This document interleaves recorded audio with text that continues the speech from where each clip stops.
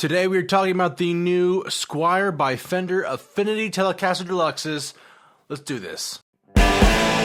What's going on, guys? Today we are reviewing the Squier by Fender Telecaster Deluxes, new to the line as of last year, 2021. Finally got my hands on one of these babies, and I want to talk about how this guitar feels, how it plays, and of course how it sounds. These guys come in three colors. We've got the Burgundy Mist, we've got the Charcoal Frost Metallic, as well as Dear Old Black right here. Now listen to me, guys. These guitars are nothing to be scoffed at. They are going to be in the budget line. They're going to be $299, but they come with a lot of really cool features. Now, as far as the necks are concerned, we talked about this a little bit here, but the neck material is going to be maple.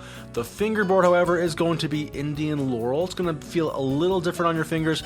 As far as tones are concerned, you're not going to complain about the sound you get out of this Telecaster, especially with the feeling of this neck. We've got a modern C shape, and of course satin urethane with the gloss on the headstock. So you are going to have a more traditional Tele feel without the Tele cost, and that is welcome. You are going to have a synthetic bone nut as well as medium jumbo frets. These guitars are going to be made of poplar, a very lightweight style of wood. Fender has been going to somewhat less heavy tone woods over the course of its life. I don't actually have a big preference on tone woods for guitars, I'll be honest. I've heard pine sound really good, I've heard poplar sound really good, I've heard alder sound really good. It all depends on personal preferences, but for the sake of availability, Fender chose to use poplar, and it sounds and feels really great, I'll be honest, for $299. Now honestly, a lot of these tone woods aren't going to be a huge deal to a lot of us because it's the pickups that count. These pickups are going to be just your average ceramic style humbuckers.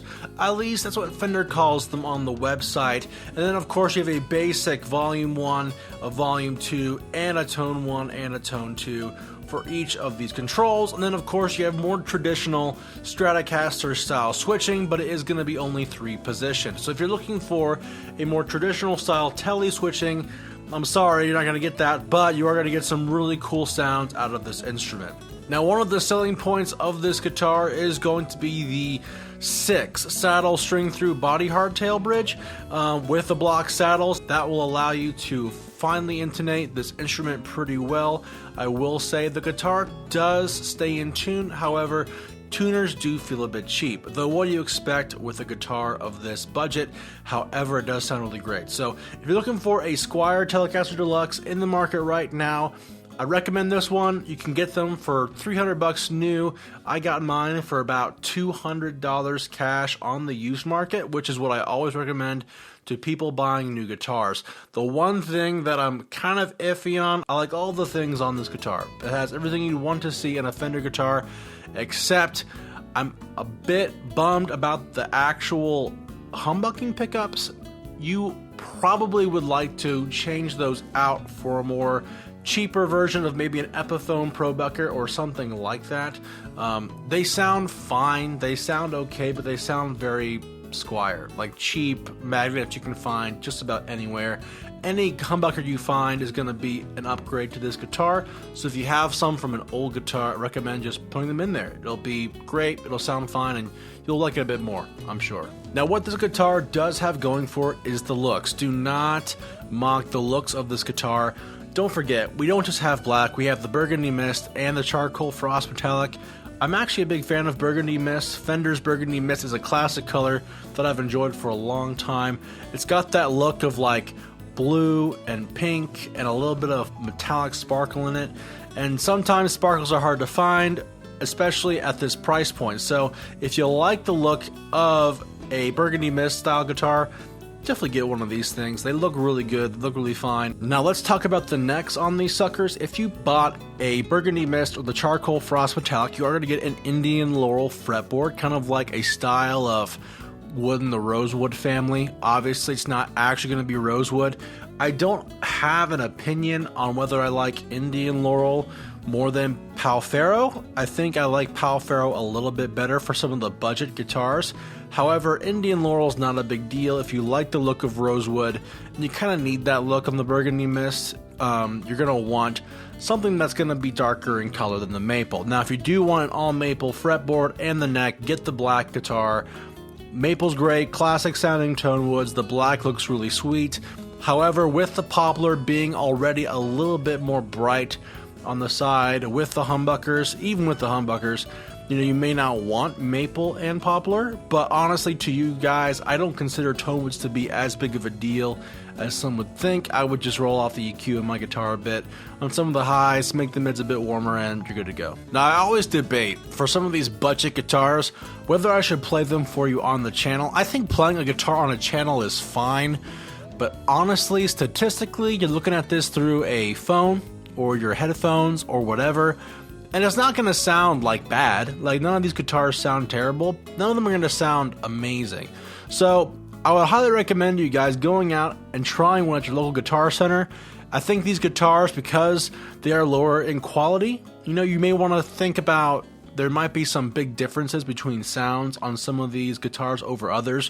Whereas mine sounds just okay, others may sound not as okay. So I'm not going to play the guitar for you guys today. I know, get mad at me, whatever. But let me tell you, it sounds fine. It's going to work out for you if you're looking for a Telecaster style with humbuckers.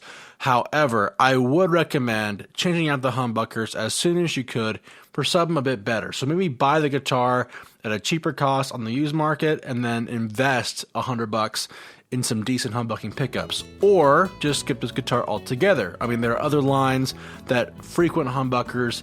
You don't need a Telecaster Deluxe anyway. You may want to go with more of a Jazzmaster P90 style sound if you want to get more of the fullness of a humbucker style pickup over traditional Tele single coils. Guys, I hope you liked this video. If you liked it, please consider subscribing. I make videos all the time. Guys, if you're looking for a Telecaster Deluxe for a really great price, this is the one to get. I'm telling you, it's got everything you may need for a Telecaster humbucker guitar. If you're looking for humbucker tones, but you don't want to commit to a Les Paul or an Epiphone, which they can get weird, okay? Be honest with you, they can get weird sometimes. This is a good safe bet for now, right? You're gonna play it, be like, I like these humbuckers, maybe adjust them a bit, maybe make them closer to the strings, whatever you want to do with them.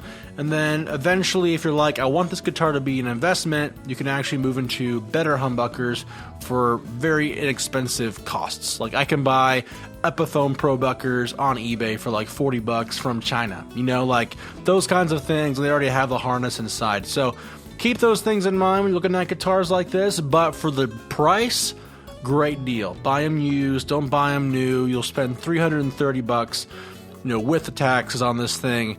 I recommend buying one of these guitars. They're cool, they're awesome, but also keep your mind open for other great budget guitars in the future. Guys, have a great day, and we'll see you next time on IkeGuitar.